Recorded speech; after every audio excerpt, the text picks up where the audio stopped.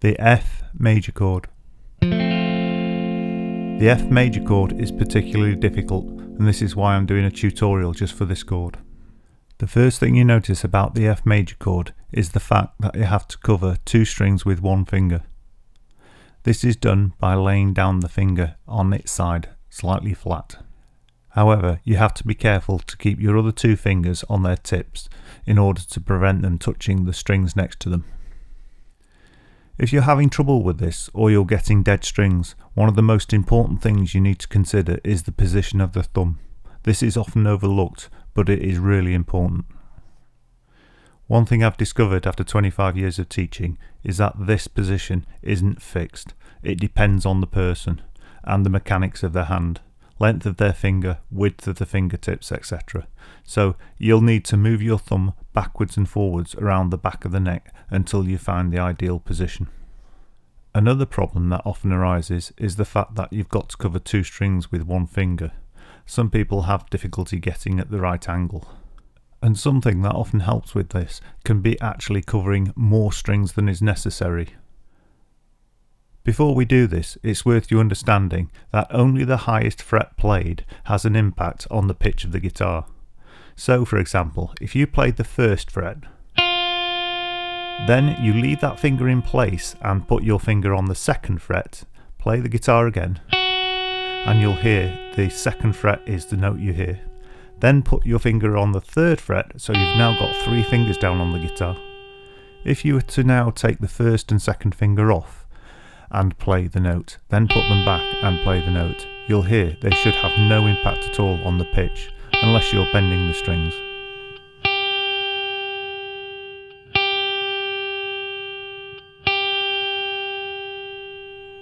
Bearing this in mind, you can play the F chord with the first finger across three strings, or even four strings. Whilst this may seem like a hard solution, it actually can solve a lot of problems, because it allows your second and third finger to go onto their tips. It also causes your thumb to come round the neck, so in some cases this can solve the problem and give you a good F chord. Something worth pointing out about the F chord is that whilst it's categorised as an open chord in many guitar books, it isn't really. It's what's called a half bar chord. This means the same shape can be moved up the neck of the guitar, which can make it particularly useful, so it's worth getting your head round. However, because it is a half bar, if you prefer, it might be worth going the next step and learning the full bar. Some people I've taught couldn't get the F open chord or half bar, but they could get the bar chord, so they would always replace the half bar F with the full bar. This is really useful if you've got really broad fingertips and the half bar is a struggle. And of course the full bar chord is useful in that it too can be moved around the neck to produce different chords. If you want to try the bar chord method, look at my tutorial on bar chords. You'll also find other useful aspects of bar chords there. Don't worry if you can't play the F chord straight away.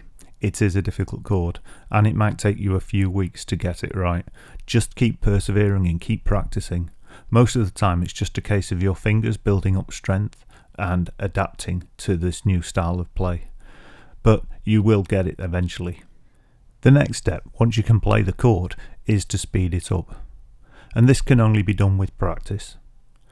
In this example, I've chosen a C. So if you literally just sit there going C, F, C, F, and you slowly build up the speed of the change.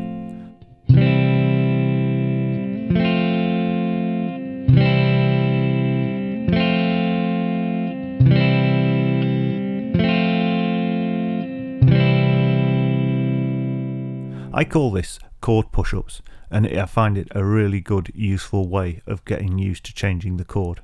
And you can use this with any chords you have difficulty getting between. Just repeat the two chords over and over again. It seems boring, but it really cuts down on practice time. Because if you've got a chord change in a song that you're having difficulty with, rather than playing the song over and over again, it's far quicker just to play the two chords over and over again. And then you can master the song more quickly.